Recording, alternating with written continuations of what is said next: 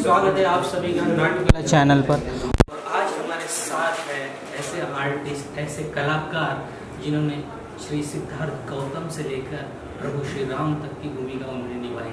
ऐसे हमारे साथ है गगन मलिक जी।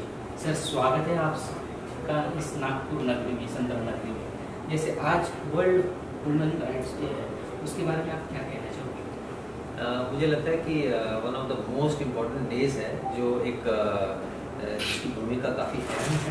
चाहे हम किसी भी धर्म की बात करें या बुद्ध के धम्म की बात करें या जनरल ह्यूमैनिटी की बात करें, तो ह्यूमन राइट्स उनका सब्जेक्ट हमेशा से रहा है।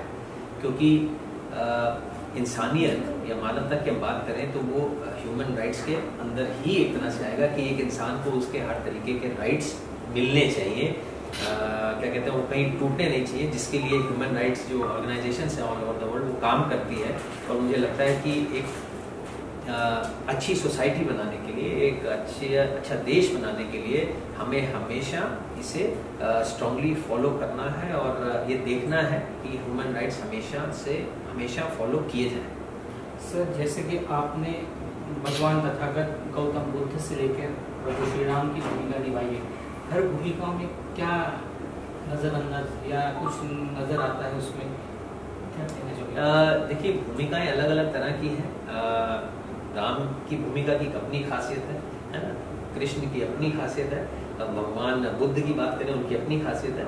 ये सबके कुछ ना कुछ अच्छी चीज़ें हर धर्मों में हैं, जिसे कहीं ना कहीं बहुत सारी चीज़ें सीखने को मिलती हैं। लेकिन जब आप अगर मेरी पर्सनल बात करें तो मैं जो इंस्पायर हूँ वो बुद्ध के धम्म से ही, इसीलिए ही मैंने बौद्ध धर्म भी अपनाया है 2014 में श्रीलंका में, जिसका प्रचार प्रसार मैं काफ़ी ज़ोरों से करता हूँ। क्योंकि धम्म जो है बुद्ध का, वो एक नॉर्मल इंसान को एक अच्छा इंसान बनाने की बात करता है। वो आपको जिसे कहते हैं नॉर्मल ह्यूमन बीइंग से सुपर ह्यूमन बीइंग बनाने की बात करता है। वो आपको आपके दुखों से आज़ादी पाने का रास्ता दिखाता है। वो आपको निर्वाण की प्राप्ति का रास्ता दिखाता है, जिसमें अंधविश्वास की कोई जगह नहीं है। और बहुत सारी चीज़ें ऐसी हैं जिससे मैं इंस्पायर हूँ और इसलिए उसका प्रचार प्रसार करता हूँ। ओवरऑल बाकी सब धर्मों का सम्मान करता हूँ। सर, जैसे बुद्ध धर्म या कोई और धर्म, उसमें ध्यान और ज्ञान, और जो ज्ञान है वो कैसे मिलता है, उसमें क्या करना चाहिए? जैसे ध्यान करते हैं हम, वो कितना ज़रूरी है? क्या है कि जब पेट को भूख लगती है तो हम खाना खाते हैं। ऐसे जब हमारे दिमाग को भूख लगती है तो हम उसे कोई खाना नहीं खिलाते। और सबसे ज़्यादा जो इस्तेमाल है वो फिजिकल से भी ज़्यादा वो हम अपने दिमाग का करते हैं। क्योंकि एक क्षण में करोड़ों थॉट्स आपके दिमाग में चल रहे होते हैं। अगर साइंटिफिकली देखें तो उसे ऑक्सीजन देने के लिए, उसे शांति देने के लिए, उसे ताकत देने के लिए विपस्सना की बात की गई है। बुद्ध ने एक पूरा सूत्र लिखा है, सतिपट्ठाना सूत्र। मुझे लगता है कि मेडिटेशन ही एक ऐसी पावर है जिसे आप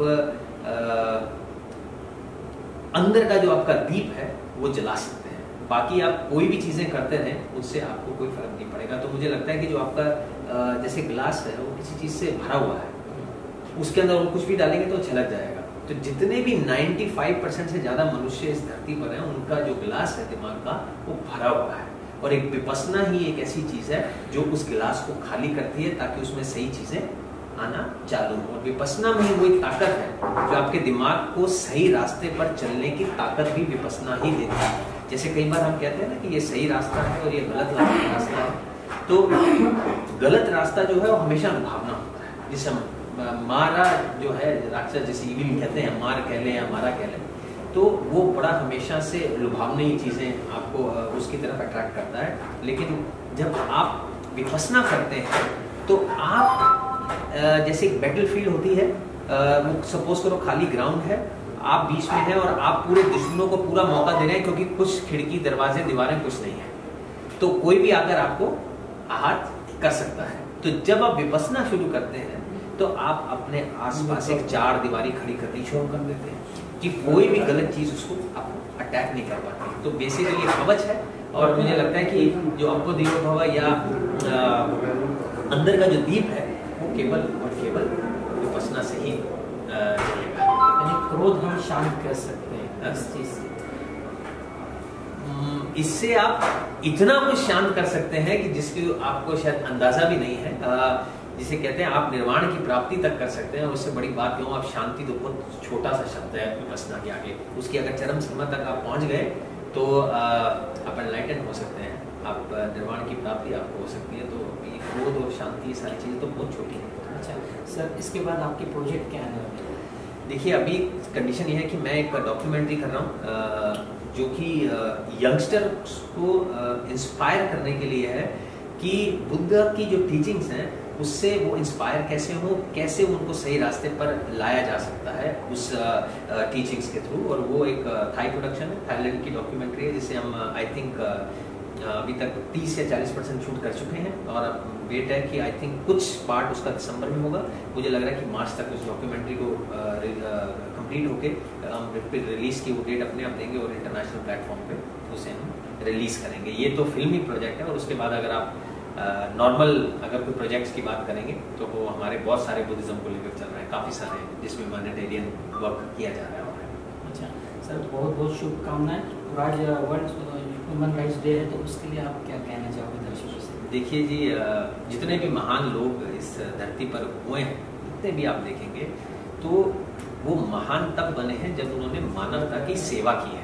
चाहे आप किसी का भी नाम ले लीजिए, कोई भी दिमाग में आता है उसको आप लाएंगे तो आपको लगेगा अच्छा इसको ये सम्मान दिया गया क्योंकि उसने मानवता की सेवा की है।